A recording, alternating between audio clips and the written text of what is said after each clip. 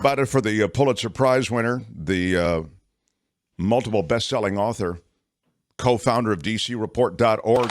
He is David Cay Johnston. Hi, David. Hello. Thank you for making time for us always. I was watching something this morning from Washington. It was the feed from Sheldon Whitehouse. And his open reminded me a bit of you, the way you just lay out the facts about various things. In this case, it's the Supreme Court, because these hearings are involving the Supreme Court and the clear ethical breaches that we're seeing. Of course, it's tough to have an ethical breach when you have no articulated ethics. But as he was stacking one fact on top of another, as I say, it reminds me of some of your reporting. But it also, I'll tell you frankly, I thought, well, I should play this for David Cay Johnston, but rather than have you remark on it after playing it, I just would like to kick it around with you a little bit, because it has become a front and center issue in a way that it hadn't prior to the last month or so. The ProPublica case, where they revealed these Clarence Thomas trips that were being footed by this billionaire donor, that started it, and now we just see the floodgates open. And I think these are justices that are completely compromised. Well, I think there's a lot more that could come out about justices based on how much has come out about the Chief Justice, Justice Thomas, and Justice Gorsuch in roughly, 10 days now? That suggests that there's stuff just lying there waiting for reporters to do the work to develop and prove it. And we've got several issues going on with Justice Thomas. But I don't think anything will happen from all of this because, first of all, federal judges, including Supreme Court justices, are appointed for life. If Congress passes a law that says, and I don't think the Republicans in the House would go along with this, but they might, if Congress were to pass a law saying you have to comply with all the ethical standards of every other judge in the United States, that would end up becoming eventually a case before the Supreme Court. Somebody would bring such a case, and then the Supreme Court's going to rule on that.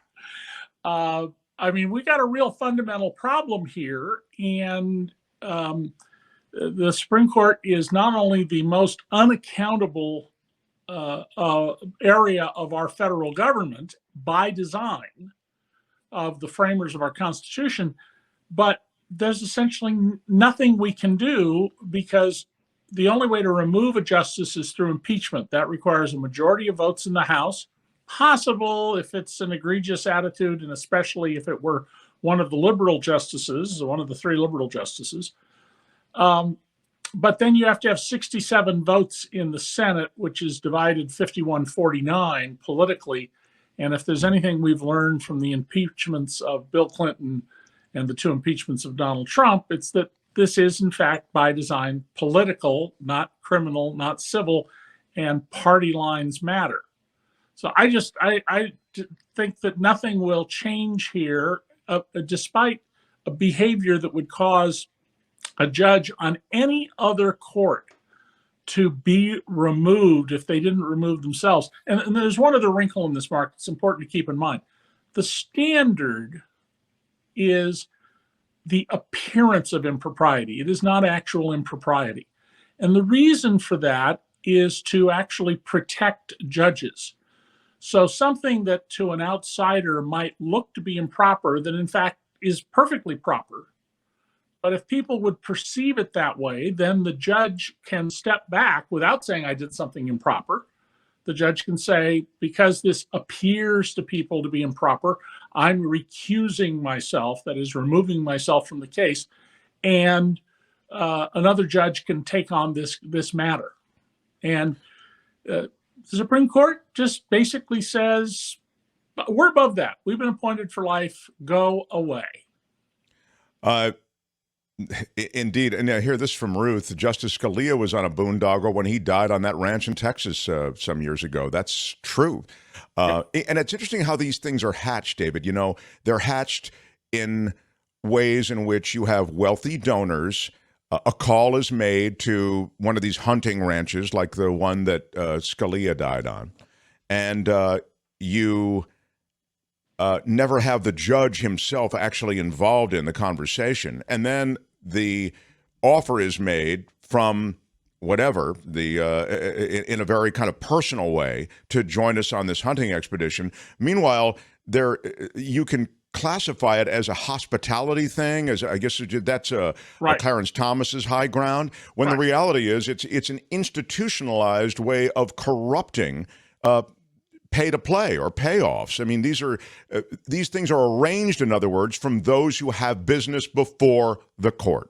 Well, the question to ask about the Harlan Crowe relationship with Clarence Thomas, where apparently Harlan Crowe has spent over 20 years or so millions of dollars flying the justice and his wife in his private jets, taking them to his yachts and other exotic locations on vacation. Would Harlan Crowe be doing this if Clarence Thomas was a traffic court judge? And all of these cases that we know about arise after these people are appointed to office. Neil Gorsuch, a Trump appointee to the Supreme Court, was involved in a land transaction with the head of one of the biggest law firms in America, which regularly has cases before the court, an abundance of cases before the court. And when he filled out his disclosure form, which I suppose the Chief Justice could argue they don't even have to do that, he left off the name of the buyer. Now, why would you do that? Well, the only reason you would do that is you don't want someone to notice. And of course, it's public record. Somebody could go look it up. Thank goodness we have public records so we can look up things like that. But the fact is that he left it off. That is what in the law is known as mens rea. It's an indication of criminal intent, or in this case, perhaps unethical intent. There's no reason to leave that off your disclosure form. And people like Harlan Crowe, they don't need to have a personal case before the court. They're trying to shape the law to enhance the power of corporations, reduce accountability for wealthy people who control corporations, and to restrict access to the courts by ordinary people. This has been a long-term goal of the Federalist Society and others who view the world the way the Federalist Society does. And Harlan Crowe has interest before the court. One of the cases where he had an interest was documents from his company showing that the COVID rent relief restrictions were harming their profit margins. Now, you can make the argument that, well, this applied to every landlord in the country and it was a terrible policy for landlords. And in fact, I've said that if you want to give rent relief in a pandemic to renters, you have to give rent relief to the landlords too, because they've got mortgages to pay and bills to pay and repairs to make. Sure.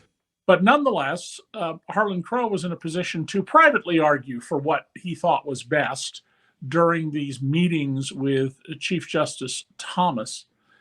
And so there's a real fundamental problem here. But Mark, I don't see any way to do anything about it so long as Congress is narrowly divided. It does seem as though we've evolved or devolved to this place where, and one of the comments was, the normal system that we sort of talk about, and you've mentioned it before, and the system as it was set up by the framers of checks and balances, it doesn't necessarily really apply anymore. You have really an unchecked, unbalanced amount of power concentrated with these activist Supreme Court judges who are now, look, I view them as the greatest threat really was philosophical, that they were completely compromised philosophically. There was no objectivity. There was no real evaluation. There was no recusal on the part of Thomas in a case that involves his own wife. I mean, it seems there's corruption there. But now you see that they're bought and paid for in other ways as well. What about the checks and balances, I guess, is what I'm getting at. I mean, have we lost our way? Well, the framers of our Constitution, who are not the founders of the country, only 22% of the people who signed the Declaration of Independence were involved in writing our Constitution. The founders were concerned about institutional corruption. They understood there'll always be individual venality. There will be government officials who will do things they shouldn't do. Their concern was institutional corruption. And Zephyr Teachout, interesting name, Zephyr Teachout, who's a professor at Fordham Law, wrote a terrific book about this, maybe 8 years ago. And a large part of it was about the controversy over when the French king gave our ambassador, Benjamin Franklin, a jeweled snuff box. And the idea wasn't that Benjamin Franklin is corrupt. It was, well, he can't accept that gift. That gift belongs to the people of the United States of America. And the whole focus was on institutional corruption, not on, was Ben Franklin corrupt? Well, under this Supreme Court, we have the McDonald decision out of Virginia, where the governor of Virginia and his wife the wife was taken on expensive shopping trips to Manhattan. The governor and his wife drove around in a $500,000 sports car that belonged to the businessman who paid for these trips to Manhattan. They were given expensive jewelry and watches and just all sorts of things lavished on them. And the governor at the same time was speaking on behalf of this company, which was trying to get subsidies approved by the legislature and others, and acted very much in their interests. And he was convicted along with his wife. And it was a terrible trial where the governor threw his wife under the bus and basically said, I wouldn't be here today if my wife, had any kind of moral character. Oh, wow. And you can tell what a loving marriage that was. And the Supreme Court, essentially, in throwing out the conviction, legalized bribery, because what they said was you had to have a direct quid pro quo. I'm giving you this watch or this shopping trip in return for you doing the following discrete act. I think most eighth graders have enough sophistication to understand that that's not how it goes. But by doing that, the Supreme Court has addressed this, what's known as theft of services issue as well, where you're supposed to be working for the taxpayers and only for the taxpayers, and you're doing things for other people. Well, you've got to show an exact link, quid pro quo, not a general policy, not general corruption of the institution. And that should disturb us a great deal. And it is part of this fundamental pattern that we have seen going on in the court back to when Ronald Reagan appointed Rehnquist as Chief Justice. And one of Rehnquist's one of his mentees was John Glover Roberts, now the Chief Justice of the United States. Oddly, though, yeah, go ahead. And all the way along, the court movement has been to loosen up on corruption in government, allow more excuses for it, loosen up on misconduct regarding shareholder money and behavior by accountants and executives, and to tighten up on access to the courts and on hearing appeals from people who have newly discovered evidence that they're actually innocent of the crime they committed. Not technical issue of a jury instruction, but, oh my goodness, here's a videotape we didn't have that suddenly has appeared showing the killer, and it's not a 5'3" white guy, it's a 6'4" white guy. So it can't be that person. And the courts have been very hostile to that. So this should really disturb us. The Supreme Court has always been behind the curve from the beginning of the Republic, and probably will always be behind the curve. But the turn it's taking of increasing corporate power and diminishing individual power, and siding with the notion that it's okay to execute innocent people if they were found guilty by a jury, because we must respect the finality of jury decisions. All of this should be deeply disturbing to us, but nothing's going to happen as long as we have a closely divided Congress.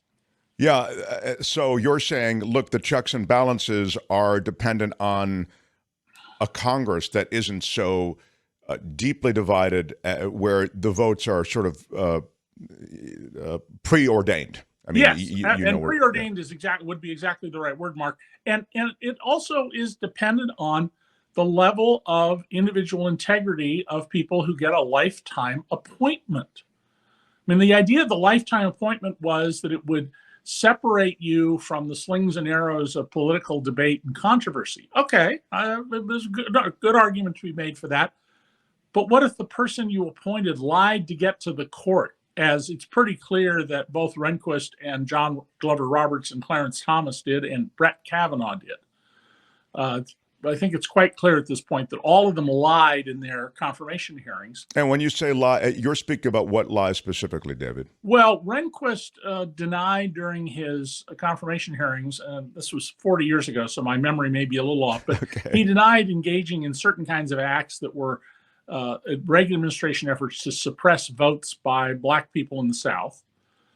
Roberts similarly denied that he'd been involved in certain deals, not economic or political deals, but legal matters that he was questioned about. Clarence Thomas insisted that he had never sexually harassed Anita Hill, but the Senate Judiciary Committee, then headed by Joe Biden and Ted Kennedy, didn't listen to any of the other women who were ready to come forward to testify in support of that kind of behavior.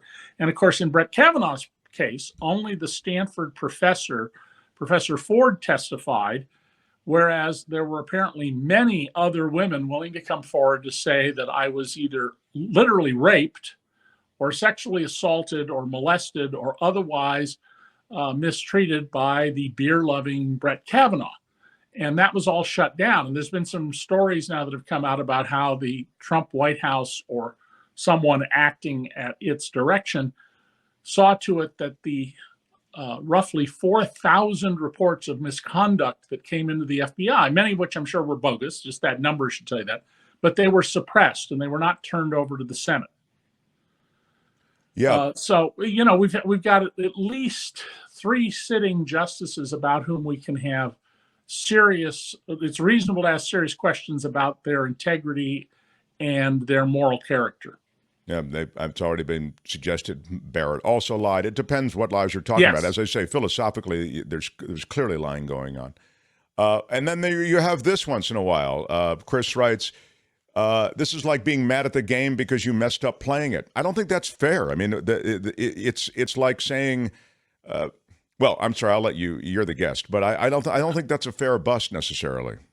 Well, yeah, we should be angry at Biden and the late Senator Kennedy for approving Clarence Thomas, who, as I've said on your show before, would have made a fine traffic court judge.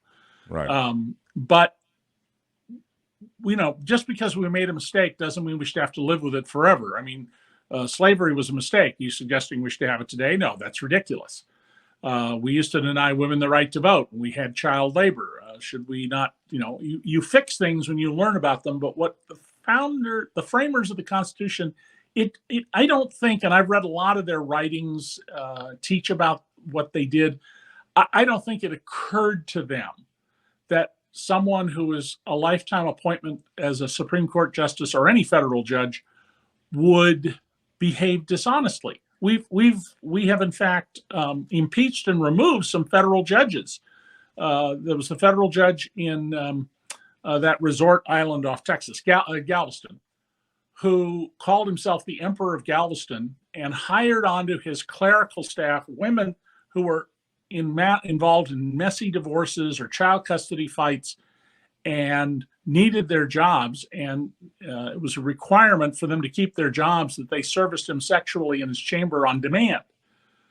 And he resigned only so that he wouldn't be convicted by the Senate and his wife would not get his pension because he's in prison for the rest of his life. He was able to collect his pension just by resigning from the bench.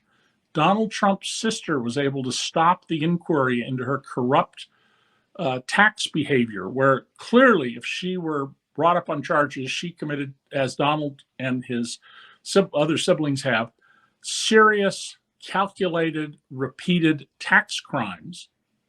And by simply resigning from the bench, she stopped the inquiry into her behavior. Judges have set themselves up in a privileged position of not being accountable. That violates the principle we were all taught in junior high school, if we were awake in class anyway, of checks and balances. And the privileged of the privileged are the Supreme Court justices. You mentioned Trump. I want to ask you about this latest thing in covering Trump. You know, you do it the way I am used to seeing journalists cover subjects and politicians. You do it with a view toward investigation, with a view toward objectivity and telling a story. Cable television and journalism that you find there is somewhere in that squishy middle, unless it's true opinion, and it seems as though we're going that way. That lengthy preamble is to simply ask you about the concession, it would seem, that CNN has made to hosting Trump as their first town hall. Right. And they're going to have a town hall with Trump. He'll be interviewed not by a Jake Tapper, who I think is fairly tough when it comes to Q&A, but by Caitlin Collins, who potentially, by the way, to be fair to her, could also be a tough. But she has a lot of pressure on her. And it's interesting. And again, you've got a guy, and it was said by someone, do you start with, you led an insurrection against the government of the U.S., and why should any American voter support a candidate who sought to undermine the Constitution, institutions, and values he was sworn to uphold? I mean, do you add that into the mix somewhere? Well, you certainly wouldn't start with it, because Donald will just tear off his microphone and walk away. Right. But understand, there's a broader context about CNN that I am not seeing in the news reports about CNN. And we have a lot of good media reporters. When David Shaw at the LA Times was assigned in the late 70s to cover the news media as a story, he was the only person in the country doing that. Now we have lots of people doing it. And in the case of the CNN town hall, CNN is now owned by AT&T, the old Ma Bell. Guess which of the big companies in America support Donald Trump, have funded Trump, and after the J6 insurrection, when lots of companies said, we're not giving to the Republicans who voted not to seat Joe Biden, we're not going to give to Trump, AT&T has been with him all the way along. So to think that the decision to hold the town hall is just a purely journalistic decision, I think, is naive. On the cable shows, and of course, I'm often a guest on CNN and MSNBC. I used to be on Fox until I corrected one of their hosts too many times on the facts. You'll see on both CNN and MSNBC a lot of experts who accurately describe the state of the law. You'll occasionally see people who do a terrible job of it and who get the law wrong, or who talk about areas of the law they don't know. If you're a federal prosecutor, that doesn't mean you know New York State criminal procedure, for example. And I'm often shocked at the basics about our Constitution that are misstated by not the real regular guests, the paid ones. I'm never paid by TV or by you. But those people, they appear and they disappear. On the other hand, on Fox, I see every day, and I watch Fox every day, at least parts of it, experts, quote unquote experts, who have no idea what they're talking about. They don't understand the law. They don't understand the issue before the court. It doesn't mean you can't make a mistake. I mean, I said something once on Ari Melber that was just really dumb because my research assistant handed me the wrong piece of paper and I assumed it was the right one. And I went with what was on the piece of paper. And as soon as I got off the air, I thought, that doesn't sound right. And I went and checked and, I was wrong. We can all make mistakes, but on Fox, it's not a function of making mistakes. Fox is in a very clear business. Their business is telling their audience the lies they want to hear. And whatever the lie they want to hear is, Fox will serve it up, and they will denigrate people who have actual serious information. And it's very bad for the country. We need to have strong, conservative, thoughtful voices. We need to have a marketplace of ideas, not what we've gotten, and that is my way or the highway. Right. That's you can find that on both sides of the spectrum, but I think it's much more heavily weighted on the right than on the left. So do you see this CNN move to have him in, David, as a Foxian kind of thing? That is to say, seeing Chris Licht. I've never met him, but I've been reading up on him. Chris Licht, who is now the head of CNN, who was an AT&T executive, he is trying to get Fox to capture a large part of the audience on the right. There is an opportunity right now to do that because to get CNN to do that. You're saying he's for going to have CNN to capture some of the Fox audience, because of the Tucker Carlson matter. The problem is, I don't believe you can capture that audience, especially the 1.5 million people who stopped watching Fox when Tucker was fired, because they're not interested, it appears, in the truth. They are interested in being reassured that that which they wish was true is true, which is, of course, the position of a small child, not an adult. It's interesting to see them try to pivot. I also think this has to do with branding, the branding associated with CNN. Right-wing voters don't associate them with, as you suggest, the church that preaches what they want to hear. Yeah, so they've got some work to do. And I don't mean to be rude, but it's 2:30 and I got to run, pal. Oh, my God. David Cay Johnston, thank you, David. Appreciate it. Hi, it's Mark, and I thought that was great. Hit the notification bell. You'll know whenever there's a new video being dropped, and please subscribe to our channel to help us save the universe.